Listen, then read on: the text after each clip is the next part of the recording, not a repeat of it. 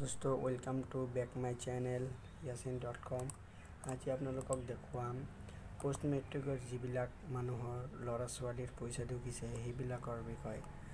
তো আপোনালোকে আপোনালোকৰ ল্যাপটপৰ ৱাইফাইটো কানেক্ট কৰি ল'ব। লোৱাৰ পিছত গুগল ক্ৰমত যাব, ওপেন হৈ আছে। ওপেন হোৱাৰ পিছত ইয়াত আপোনালোকে সাৰ্চ কৰিব Pfms। মই সাৰ্চ কৰি আছোঁ Pfms। চাবৰে তলতে আহি গৈছে Pfms অনলাইন পেমেন্ট। এইটো আপোনালোকে ক্লিক কৰি দিব।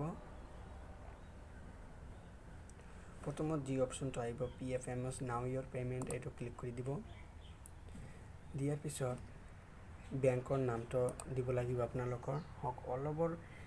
সকলোবোৰ কেপিটেল লেটাৰ হ'ব লাগিব, ঠিক আছে, স্মল লেটাৰ নহয়। মই কেপিটেল লেটাৰ মাৰি আছোঁ।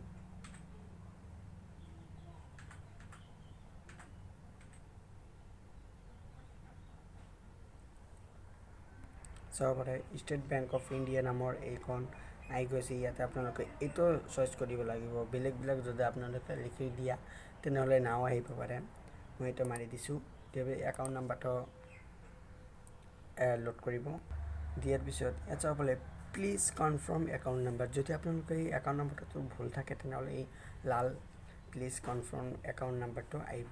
মোৰ ইয়াত ভুল একো নাই। মই ইয়াত কি কৰে এইটো গ'ল। এতিয়া কেপচাৰটো আপোনালোকে দি দিব।